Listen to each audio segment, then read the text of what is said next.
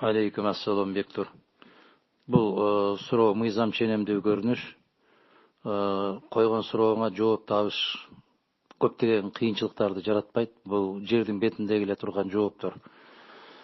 Эмне кылуу керек? Биринчи кезекте элдин бийликке болгон ишеними абдан жогорку деңгээлде болуш керек. Тилекке каршы соңку бир канча жылдардан бери элдин бийликке болгон ишеними дээрлик жок болуп калды.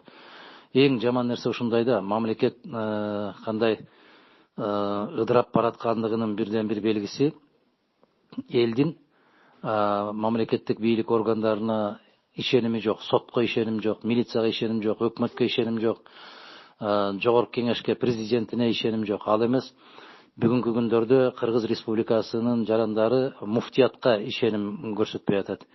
Бұл абдан өкүнүчтүү, коркунучтуу жагдай. Бүгүнкү күндө түзүлгөн кырдаал өтө коркунучтуу жагдай. Аны түшүнүп, мамлекет эмне экендигин, кайда бараткандыгын, мамлекеттин күрөө тамырын колуна кармап турган гана киши түшүнбөсө, дээрлик көпчүлүгү түшүнбөй атат. Кооптуу мезгил, абдан кооптуу. Такыр эч нерсеге ишеним болбой калган коом, бул сөзсүз түрдө кооптуу коом. Тилекке каршы мына соңку 6 жылдын ичинде Атамбаевдин мезгилинде дагы коррупцияга аябай каттуу күрөш жүргүзүп атабыз деген ураанын астында келишкен. Жарым жылдан бери көрүп атабыз. Коррупцияга каршы күрөшүп аткан, кыйкырып аткан азаматтардын баары өздөрү коррупцияга белчесинен батып калгандыгын мезгил далилдеп атат. Барактарын карап көргүлө. Кеп кимди отургузуп атканда эмес, кеп эмне үчүн отургузуп аткандыгында. Мен кече бир Марал радиосуна жооп берип атканда айттым эле. Четинен бүгүнкү күндөгү атка минелерди алып барып отургузуп кое берсең эч жаңылбайсың. Маселе анда эмес. Маселе отургузуп аткандар кимдер? Отуруп аткандардан эмне айырмасы бар?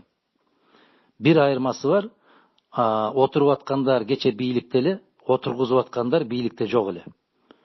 Бүгүнкү күндөгү отургузуп аткандар бийликке келди, кечеки бийликтегилерди отургузуп атат.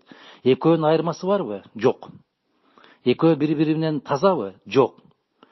Экөөнүн эгерде мындай адилеттүү көз менен карап келсе, экөөнүн кылмышы бирдейби? Албетте бирдей. Мүмкүн бүгүнкүлөрдүкү да көбүрөөк болушу да мүмкүн. Ошондуктан маселе коррупцияга каршы күрөш жөнүндө болуп аткан жери жок.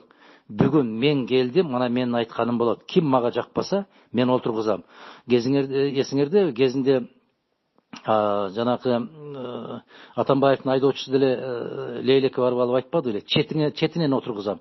Ошондо дагы мен силер аркылуу жооп берген болсом керек эле. Кимсиң сен отургузгандай? Кайсыл ыйгарым укугуң бар сен отургузгандай деп. Бүгүн кайда ал жигиттер? Маселе ушунда туруп атат.